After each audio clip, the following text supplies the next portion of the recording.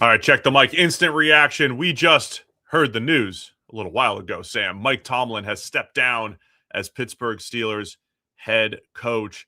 We had theorized that maybe something would come to a head here. We didn't know if it would actually go through, but Tomlin has stepped down. What were your initial thoughts? Yeah, I mean, I think based off the way that game went against Houston, it made sense for them to part ways with Tomlin. And then the question becomes, via what mechanism? Like, how do we do this? Because he still has a year left on his deal. Do you fire him? I mean, this feels like this is the PR version of getting rid of Tomlin, right? It's like, hey, Mike, it didn't go well. Again, we're gonna have to have a conversation. And the way that they've decided to do this is, well, Tomlin can step away. I don't know whether they're going to pay him off the final year of his contract or whatever, but it's like Tomlin gets to step back. He gets to take a TV job, maybe whatever he wants to do over the next year, save some face. But ultimately, the Steelers have effectively made this call that they're going to go in a different direction. And now they got to find a new head coach for the first time in 20 years. The rumblings here are that because he's got the 1 year left, and because he stepped down and wasn't officially fired, Steelers retain his rights, and that there could be a similar situation as Sean Payton a couple years ago where he steps away, does 1 year of TV, they still own his rights, and then they can trade him. So we might see a Mike Tomlin trade. I don't know if that would happen immediately, or there's a lot of, hey, he might do TV for the year. He might just take the year off. And I'm assuming that's coming from some sort of place of knowledge that that's what he would want to do rather than jumping right back into it. But it's not a pure, he's just going to sign anywhere tomorrow type of deal. The Steelers own his rights and they can trade him. Yeah, no, I mean, that's another reason I think that it makes sense to keep him around or to let it go this way than just outright firing him. And if you fire him, he can go, get hired tomorrow somewhere else and you get nothing. You do it this way, you let him save some face first and foremost, but you also get to retain his rights and potentially get a pick out of it if somebody really wants to hire him. So let's recap it really quick because it feels like so much of our tone has been slightly negative. Like, is this time? Is this the end? And it was, obviously. It felt like it was time. 7 straight playoff losses, tied a record with Marvin Lewis, but last 5 or 6 by double digits. I mean, they weren't close in all of these wild card rounds for the last decade or so. But the totality of Tomlin's run, which includes a Super Bowl, includes 0 non-winning seasons, pretty incredible run in the Steelers having 3 head coaches since the late 60s. Also an incredible run. So end of an era and a ton of credit deserved for Mike Tomlin here. Yeah, I mean, ultimately they decided, and I think everyone else had decided as well, that wasn't enough to keep him around based off how not just 7 straight playoff defeats, but like the last 3 seasons, I think have all been 10-7 and then an ass kicking in the playoff round, right? Or an ass kicking towards the end. This is the pattern, right? So you can definitely say, okay, it makes sense to try and break this pattern and move on. But that's like, he deserves a ton of credit, and there is absolutely a huge amount of merit in that never having a losing season thing. I mean, that is not easy to do at all. That's a hell of an achievement. It doesn't mean that that's all there is. And obviously, I think everyone at this point says it's kind of the right decision to move on from him. But let's not overlook that. I mean, again, in this world of one man's trash is another man's treasure, there are franchises in the NFL that would kill to have a 10-7 record consecutively, multiple times in a straight run. That's a hell of a step forward from where they've been recently. So, one of those teams could and should absolutely be interested in bringing in Tomlin. And then maybe, there's a conversation to be had in that hiring process about how far does his power extend within the building? Can we take some things off your plate to ensure that not only do you, get to 10 wins, but maybe we can get beyond that and actually win in the playoffs? Like, how can we help each other to get beyond where you've been the last few years? That part's a really interesting discussion. I can't help but go back to what our friend Pony was saying on the show a couple weeks ago, a little bit of insight as far as, and this happens when you're almost 20 years in the job, you're going to have more personnel insight. It's not just the GM gives you the players and you figure it out. Tomlin probably has as much personnel say as anyone else.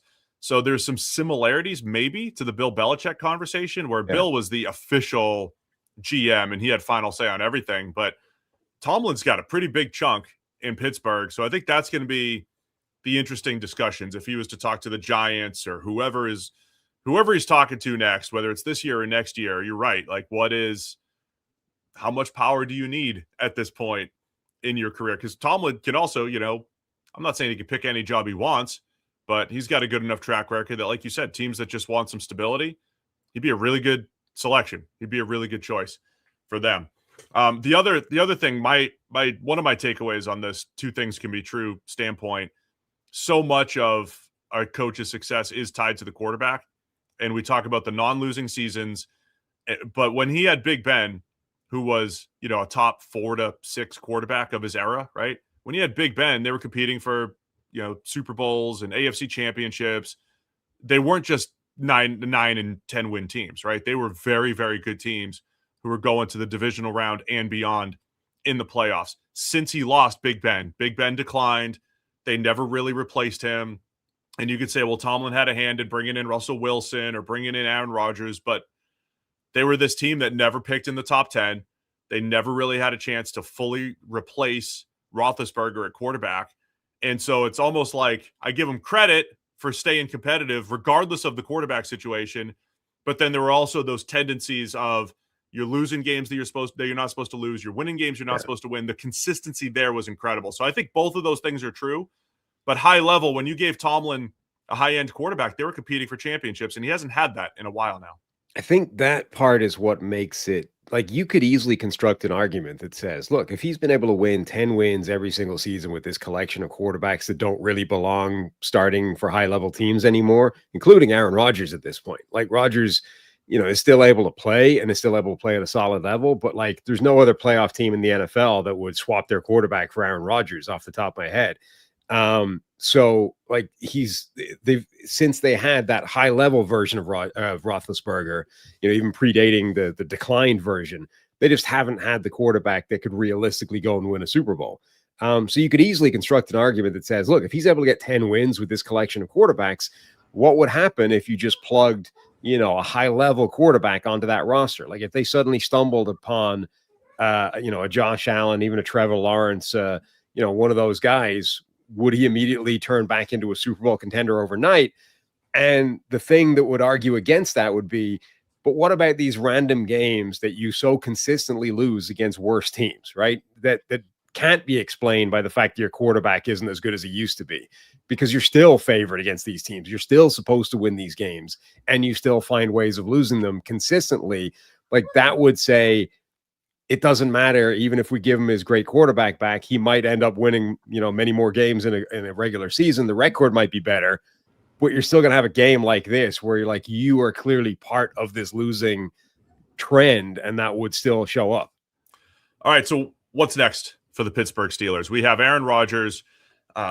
First off, he's a free agent. Secondly, more likely than not to retire, even if he was not going to retire. No ties to the Steelers next year, maybe even fewer ties now with Tomlin out. So you don't have a quarterback and you don't have a head coach. Now, you do have two very interesting coaches who have been fired from the same division. What an offseason where Zach Taylor is the only returning head coach in the AFC North, unless Kevin Stefanski or John Harbaugh was the next Steelers head coach. And I see the chat already talking about Brian Flores, who did make a stop in Pittsburgh, between stops, right? Between Miami as head coach and between Minnesota as defensive coordinator. Is Flores the best replacement for Mike Tomlin? Well, he's obviously interesting because the Steelers have already shown themselves to be a team that was willing to hire Flores, albeit, at a much lower role than head coach, in the midst of his, suing the NFL, lawsuit, backlash from his first tenure, et cetera. Like the Steelers have already given him a job. So that at least means they're open to that possibility in a way that I'm sure there's several franchises in the NFL that just would not hire Flores right now, based off various bits and pieces of baggage that comes with him. The Steelers are clearly not one of those teams. So yeah, he's at least an option to talk to. And obviously just from the X's and O's standpoint, what he's done on the field, he is a really intriguing guy to talk to, I think, for a team that does have a head coaching opening. So yeah, I think he's absolutely at least in the field of candidates. in this world of we've been able to predict everything that would happen for this with the Steelers for like the last 6 weeks or whatever. A week ago, I tweeted that the funniest thing possible is that the Steelers get wrecked by the Texans. They fire Tomlin in 6 days, and the Ravens and the Steelers just end up swapping head coaches, right? They hire John Harbaugh. The Ravens end up hiring Mike Tomlin, and we just get to do it all over again for the next 20 years. There's a degree of sense, at least to the Steelers side of that, right? Harbaugh, again, we said this on the broadcast last night in our reaction show to the game.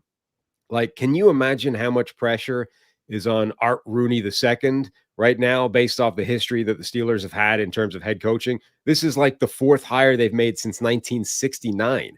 The last like 4 hires ago, they were at the same kind of time as man walking on the moon for the first time, right? This guy's got to try and do that and not screw it up. Your man is your name is Art Rooney II.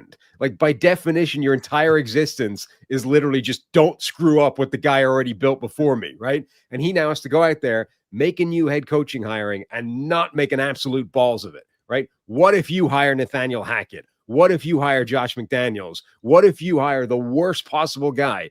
Well, one way of ensuring you don't do that is to hire a guy that in the same division just had an 18-year tenure of like incredible success. So I honestly think that Harbaugh has to be really high on their list of people to give that job to. It is so funny that you've got the Steelers head coaching job.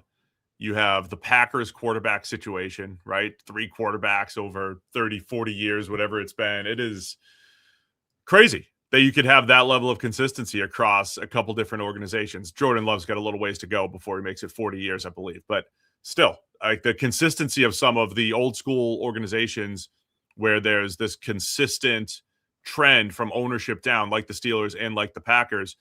So yeah, it's tough to say this is the perfect fit. I do think they kicked the tires on Flores. We haven't seen this group in a head coaching search, obviously, or in this situation. So I think they look into Flores. I think they'd be foolish not to at least talk to Kevin Stefanski and John Harbaugh and see if they're a good fit. And we'll see, man. Maybe I'm wrong. Like, because on the one hand, you would say, look, this feels like a hiring that would be incredibly risk averse if you're the team, right? Because I can't, like, to me, the owner has to be under a tremendous amount of pressure to not screw this up. And that tends to make people more conservative than usual. And so the obvious solution is, a John Harbaugh or some kind of like established, very safe pair of hands that you would happily just like hands off for the next 5 years and see what happens type of thing, right? Having said that, like the last 2 hirings they made in terms of Bill Cowher and Mike Tomlin were both like very young, up and coming coaches, right? They're the opposite of that. They're actually the risky end of the spectrum, and it just worked out. And or they gave them the runway to be really good. Both of them had a lot of success right away. So, maybe they don't go conservative John Harbaugh style. Maybe they're like, who is Jesse Minter? Right? Maybe Minter. Like, somebody like that. Everybody is already talking to Jesse Minter, but like maybe that's actually the type of coach that they're looking for. Clint Kubiak, the chat mentions as well. Same idea. Maybe that's the end of the spectrum they go at instead of the Harbaugh way.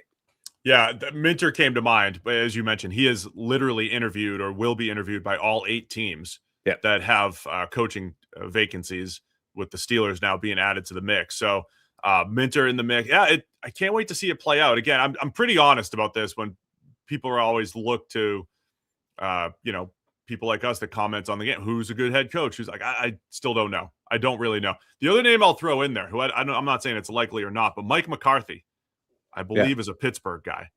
And so that's the other interesting aspect too. Do you go with someone with experience, or do you go with a coordinator and find the next guy? While it feels like there's pressure, I don't know if the rule in Pittsburgh is like, well, this guy better be here for 15 years. Good luck. It's just the way things have played out. I think it is now, though. Like, it might not have been when you hired Tomlin. It was just 2 guys deep, but now you've got 3 straight.